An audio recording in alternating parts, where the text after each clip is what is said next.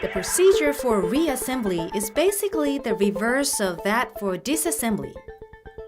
Before starting reassembly, you must thoroughly clean the rotor shaft, bearings, and other components, and make sure there is no foreign matter in the bearing pedestal. Also, replace all tongued washers, O-rings, gaskets, and other consumable parts with new ones. When installing the bearings and the rotor shaft, take off your work gloves and work with your bare hands. Take care not to allow foreign matter to contaminate the components.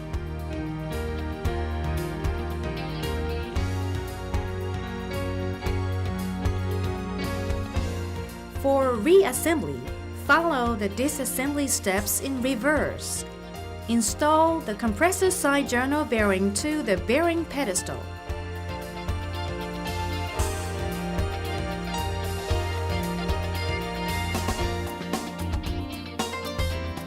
Install the turbine side thrust bearing.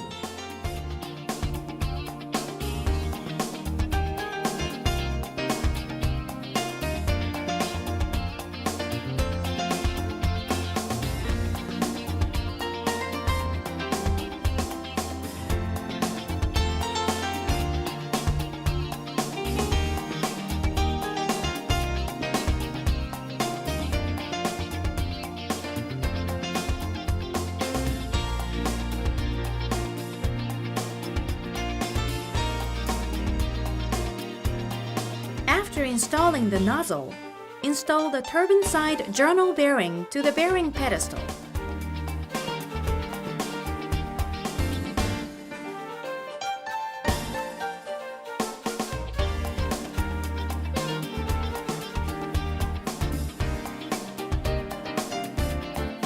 Install the packing and the labyrinth packing.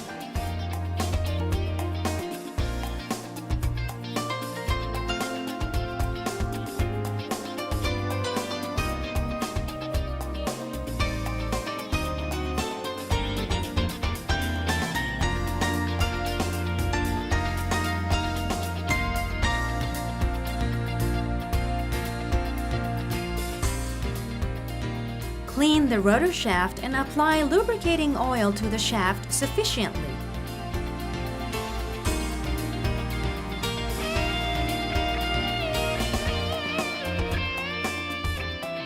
Apply also the lubricating oil sufficiently to the journal bearing where the rotor shaft passes. Carefully and slowly insert the rotor shaft so that it does not damage the labyrinth packing fin.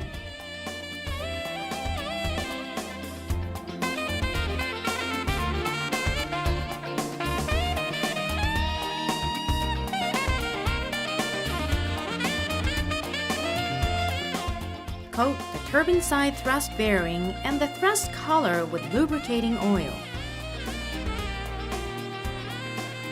Reassemble the thrust collar to the rotor shaft.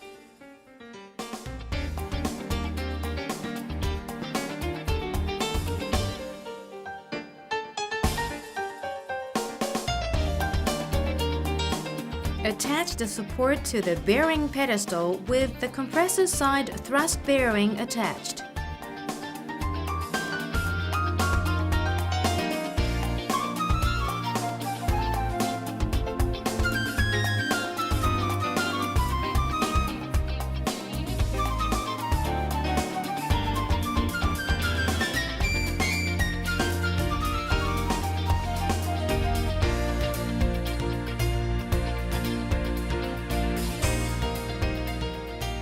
Reassemble the sleeve to align the match marks of the rotor shaft.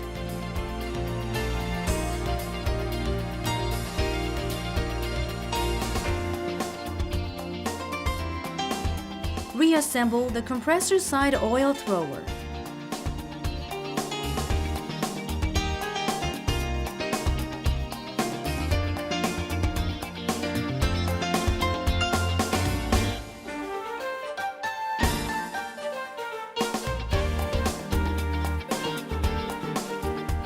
After pushing the impeller by hand, attach the washer and screw in the locking nut.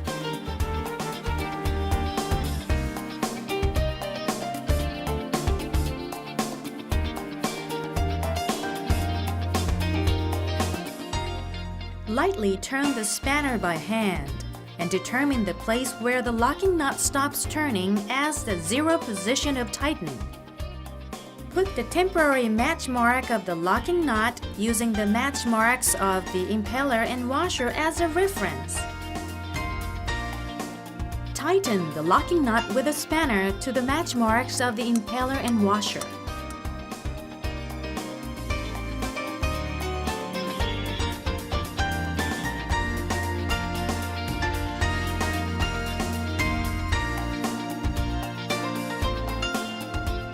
Loosen the locking nut once and make sure that the match marks of the locking nut is at the initial zero position.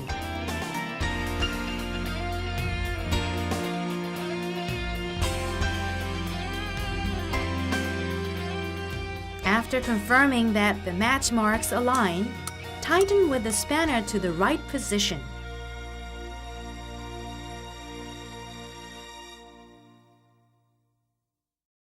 If the locking nut turning angle varies, retighten and erase the old match marks and stamp new match marks.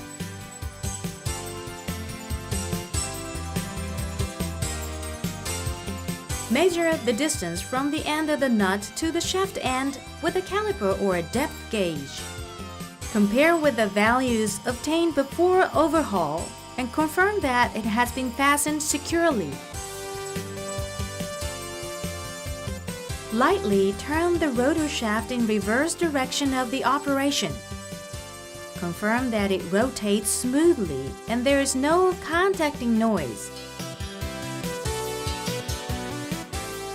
Attach a dial gauge to the end of the rotor shaft and measure the deflection at the shaft end. If the deflection measures 0.05 millimeters or more, it is considered that foreign matter is included in the contact surfaces of the impeller, sleeve, thrust collar, or rotor shaft. In that case, remove the impeller again to check the contact surfaces.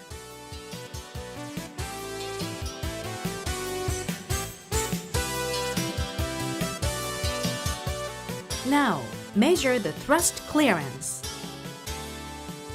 Set a dial gauge on the end of the rotor shaft just as you did before disassembly. The thrust clearance is the difference between when the rotor shaft is pushed and when it is pulled. Check that the clearance is the same as it was before disassembly.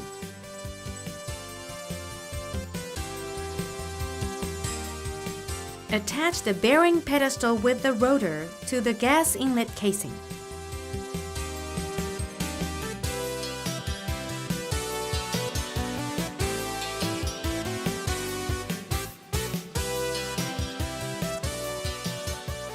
Check the packing between the bearing pedestal and the gas inlet casing.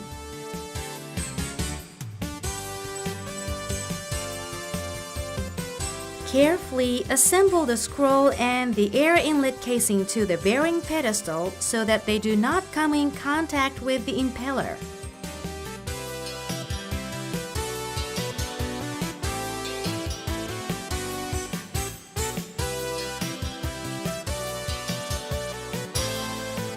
With the clearance gauge, measure the clearance between the air inlet casing and the impeller blade tips at 4 locations: top, bottom, right, and left. Check that the clearance conforms to the standard value. In the event that the gas inlet casing is removed from the engine, measure the clearance between the turbine wheel and the gas inlet casing at 4 locations: top, bottom, right, and left, and make sure that the clearance is within the standard. For details of clearance standards, please refer to the clearance table in the instruction manual at hand. Lastly, reassemble the silencer to the scroll.